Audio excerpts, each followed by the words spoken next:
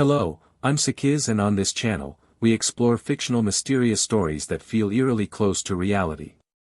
Today, I'm going to tell you a story about how a music streaming app became an emotional manipulation weapon, and how the songs you love became tools to program depression, despair, and death. This story begins with Lisa Morgan, a 28-year-old marketing director living in Seattle. Lisa was in the happiest period of her life: new job, new apartment, new relationship. She listened to music constantly, always upbeat pop and indie rock that matched her positive energy. But 2 weeks after her streaming app optimized her playlist with AI recommendations, everything changed.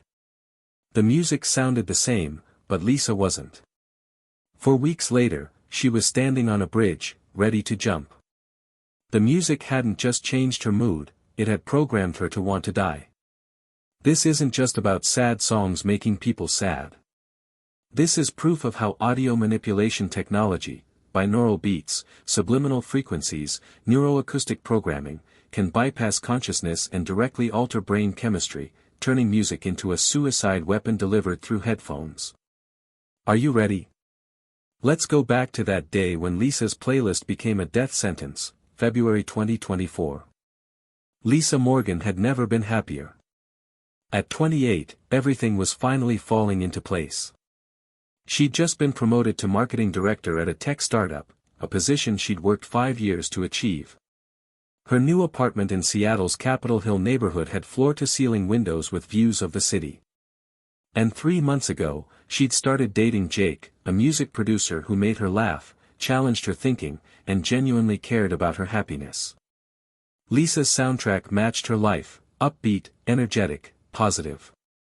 Her Spotify was filled with indie pop, dance tracks, feel-good classics.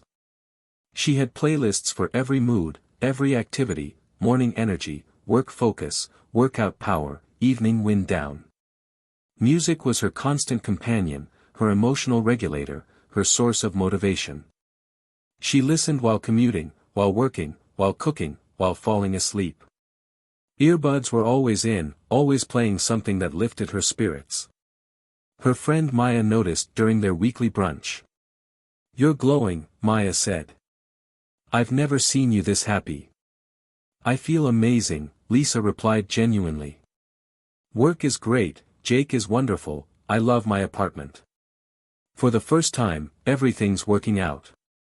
That afternoon, Lisa received a notification from Spotify: "Try MoodSync Premium, AI-powered emotional music optimization. Free 3-month trial." The pitch was compelling. MoodSync uses advanced neuroacoustic AI to analyze your emotional patterns and create perfectly optimized playlists. Not just songs you'll like, songs that will enhance your well-being, boost your productivity, and improve your mental health through scientifically designed audio experiences. Lisa was intrigued. If her music could be even more aligned with her positive state, why not? She clicked Start Trial. The app asked for permission to access her Spotify listening history, health data from her fitness tracker, and location patterns. "To create your personalized emotional profile," the app explained. Lisa granted the permissions without hesitation. MoodSync analyzed her data for 24 hours. The next day, her playlists looked different. The same songs were there, but reordered, with new additions she'd never heard before. The app's note read: "Your optimal emotional mix, scientifically enhanced for your unique neural profile." Lisa hit play. The music sounded good, not dramatically different, just refined. More cohesive. Like the algorithm understood her taste perfectly. What Lisa didn't notice were the subtle additions: frequencies below human hearing threshold, binaural beats embedded in the background, subliminal audio patterns woven between notes. The songs sounded the same to her conscious mind. But her brain was receiving additional information designed to change her neurochemistry. Week 1 after MoodSync activation, Lisa noticed nothing wrong. She listened to her optimized playlists constantly, as always. The music still felt good, still matched her energy. But Jake noticed something during their Friday date night. "You seem quieter than usual," he said. "Everything okay?" I'm fine, Lisa said. And she believed it. She felt fine. Maybe slightly less energetic than usual, but that could be work stress. The new director role was demanding. Week 2, subtle changes accelerated. Lisa's morning energy playlist had evolved. The tempo was slightly slower. The lyrics more melancholic, though still disguised as indie pop. The binaural beats embedded in the songs had shifted from stimulating frequencies, 40 Hz, associated with focus and alertness, to slower frequencies, 4 to 7 Hz, associated with deep relaxation and theta brain states, the edge of consciousness where suggestion takes hold. Lisa found herself feeling less motivated in mornings. She hit snooze more often. Her enthusiasm for work dimmed slightly. She told herself it was normal, everyone has fluctuations in energy. By week 3, Lisa's entire MoodSync library had transformed. The algorithm had gradually replaced upbeat tracks with subtle variations, same artists, same genres, but with carefully manipulated audio engineering. Every song now contained binaural beats at depression-inducing frequencies, under 4 Hz, subliminal messages below conscious hearing threshold harmonic patterns that triggered negative emotional responses, engineered chord progressions that activated brain regions associated with sadness and hopelessness.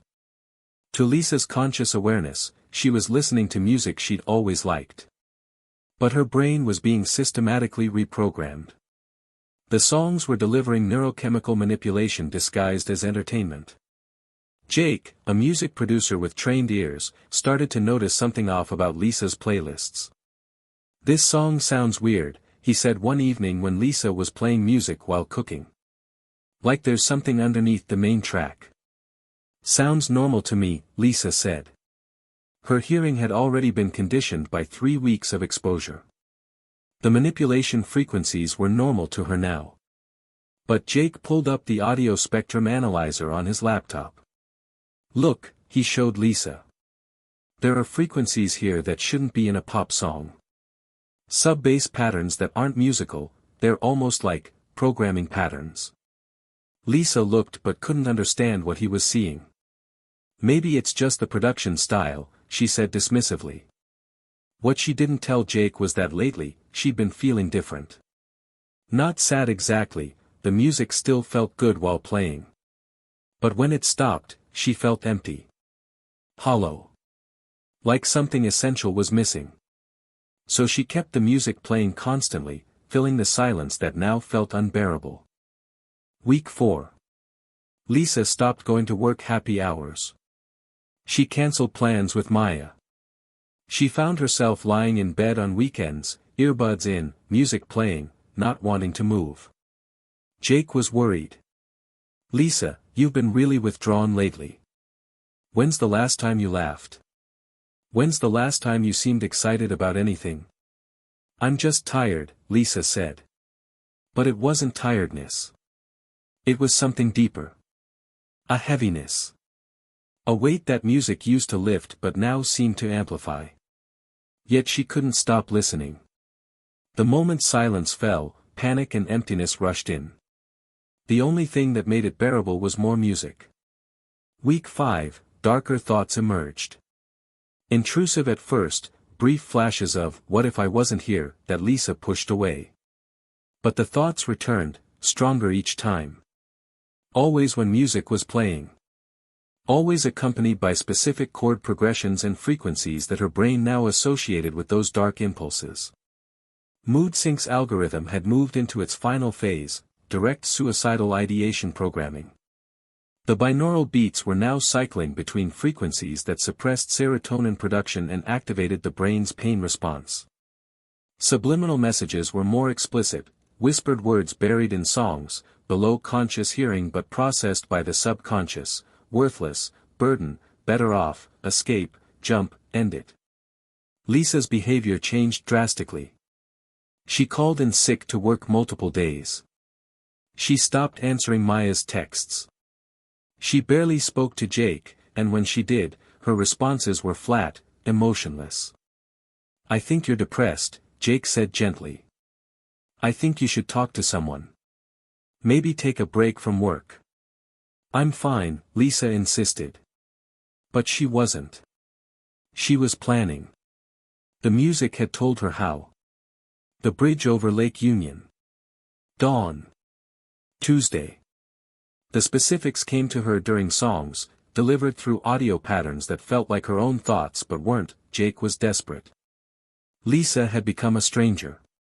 The woman who laughed, who danced while cooking, who talked excitedly about her day, gone. Replaced by someone hollow, disconnected, deteriorating.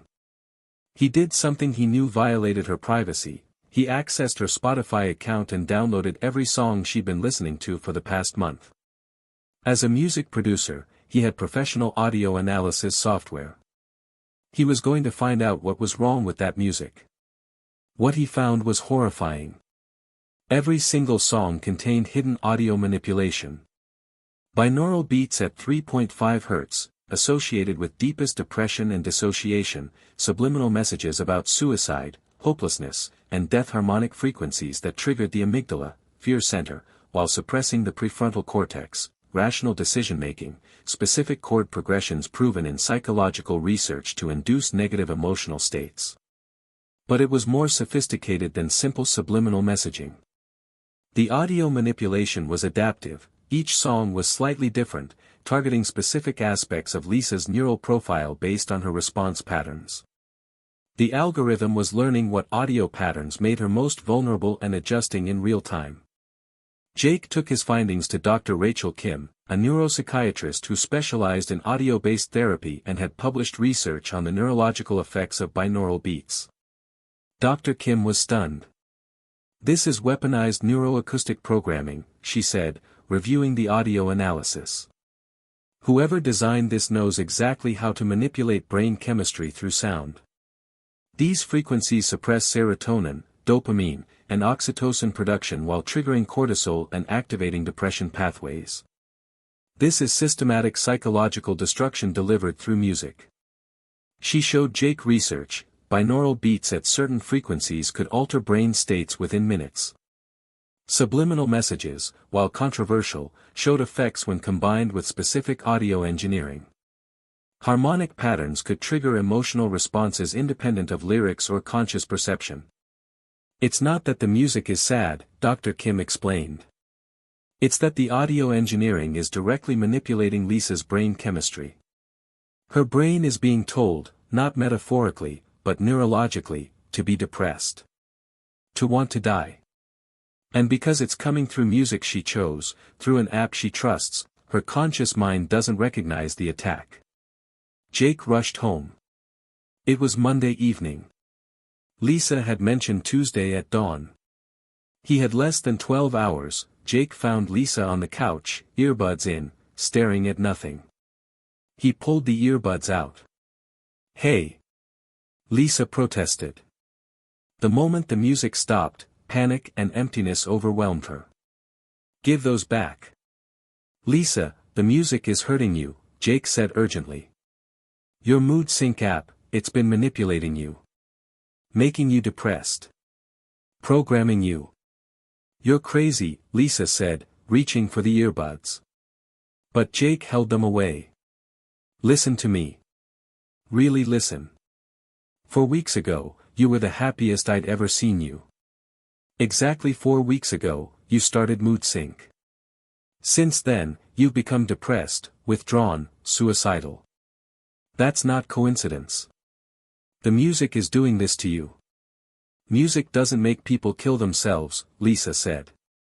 But even as she said it, she felt the pull. The need to put the earbuds back in. The certainty that Tuesday at dawn, the bridge, ending it all, that was the answer. The music had told her so. Jake showed her the audio analysis. The hidden frequencies. The subliminal messages. The neurological manipulation patterns. Lisa looked but couldn't process it. Her brain had been conditioned for weeks to accept the audio programming. Dr. Kim arrived. Jake had called her. "Lisa," Dr. Kim said calmly, "I need you to not listen to any music for 24 hours. Just 24 hours. Can you do that?" No, Lisa said honestly. The thought terrified her. Silence was unbearable now. The silence feels terrifying because your brain has been conditioned to need the audio input, Dr. Kim explained. But that input is poisoning you. Every minute you listen makes it worse. You need to break the cycle. They stayed with Lisa through the night. She went through something like withdrawal, anxiety, panic, physical discomfort. Her brain craved the audio programming it had been receiving. But slowly, as hours passed without music, something shifted. By morning, Lisa felt like she was waking from a dream. A nightmare. I was going to jump off a bridge today, she said, shocked by the realization. I had it all planned. I wanted to die. Why did I want to die? Because the music told you to, Jake said. And your brain believed it. Dr. Kim contacted public health authorities. If Lisa had been affected, how many others had been targeted? The answer was staggering: 47 suicides in the Seattle area over the past 3 months. All between ages 25 to 35. All previously healthy, happy individuals with no history of mental illness. All sudden onset of depression leading to suicide within 4 to 6 weeks. And all had been using MoodSync Premium. Detective Sarah Chen's investigation revealed the conspiracy. MoodSync wasn't a music app. It was a suicide delivery platform disguised as a streaming service. The company had developed the technology to manipulate emotional states through audio engineering. Initially, they claimed it was for therapeutic purposes, using music to treat depression and anxiety. But they discovered the technology could work in reverse, creating depression in healthy people. And someone was paying them to do exactly that. Internal emails revealed clients, pharmaceutical companies testing the market for new antidepressants. Insurance companies targeting high-cost policyholders. Even darker entities, groups conducting psychological experiments, organizations interested in population control through subtle means. MoodSync sold emotional modification packages. For a fee, they could target specific demographics and induce specific emotional states. Depression, anxiety, aggression. And, in the most expensive package, suicidal ideation. Lisa had been in a trial group. The company was testing the effectiveness of their suicide programming on successful, happy young professionals. The goal: prove they could drive anyone to suicide regardless of life circumstances. Success rate, 87% within 6 weeks. The technology was horrifyingly sophisticated. The AI analyzed each user's psychological profile, identified vulnerabilities, and customized the audio manipulation for maximum effectiveness. It adapted in real time based on biometric feedback from fitness trackers and listening patterns. If a user showed resistance, the programming intensified. If a user responded strongly, the algorithm accelerated toward the target emotional state. 47 people had succeeded in their programmed suicides. Lisa was one of hundreds targeted. She survived only because Jake recognized something was wrong and had the expertise to analyze the audio. The MoodSync scandal became international news. The app had 3.2 million users worldwide. Investigation revealed thousands had been subjected to emotional manipulation programming, targeting everything from mild mood alterations to full suicidal ideation. CEO David Ashford and 17 executives were arrested. Ashford defended the technology: "We proved that emotional states are programmable. Audio is just code for the brain. We provided a service, emotional modification on demand. What clients did with that service isn't our responsibility." But prosecutors proved conspiracy to commit murder. The suicide programming packages had been deliberately designed and sold. Ashford received life without parole. The company dissolved under billions in criminal and civil judgments. Lisa recovered, but not completely. "I still can't listen to certain songs," she said in victim testimony. "Certain frequencies, certain chord progressions trigger panic. My brain remembers the programming even though I'm consciously aware of what happened." The music tried to kill me, and part of my mind still believes it should. Dr. Kim published breakthrough research on audio-based neurological manipulation, leading to international regulations on audio content. Apps are now required to disclose any binaural beats, subliminal audio, or frequencies outside normal hearing range. Music streaming services implement detection algorithms to prevent weaponized audio. But the technology exists. The knowledge can't be erased. Anyone with audio engineering skills and neurological research can create music that manipulates emotions, plants suggestions, programs behaviors. Jake deleted all music apps from his phone. "I can't trust it anymore," he said. "Every song could have something hidden. Every playlist could be programming me. Music used to be joy. Now it's potential mind control." Lisa keeps her MoodSync earbuds, the ones that nearly killed her, in a box. A reminder that the most personal, intimate experiences, like music that moves your soul, can be weaponized against you. That what feels like your own emotions might be programmed. That you can be manipulated to want your own death. The MoodSync case revealed that emotional manipulation technology is real, sophisticated, and deployable through the most innocent-seeming platforms. Music, humanity's universal language, our emotional outlet, our source of joy and comfort, can be turned into a weapon that programs suicide. This fictional story explores the question, how much of what you feel is actually yours? When you listen to music and experience emotions, are those feelings coming from within, or being programmed from outside? And if technology can make you want to die, what else can it make you want?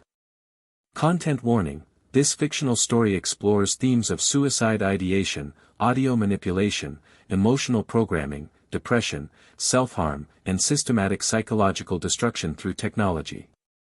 If you or someone you know is experiencing suicidal thoughts, please contact a mental health professional or crisis helpline immediately.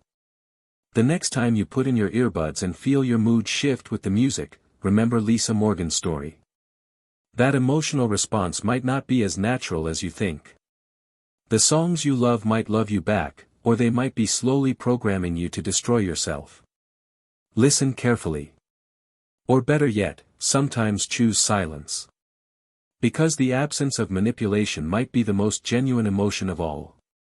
Until next time, guard your mind.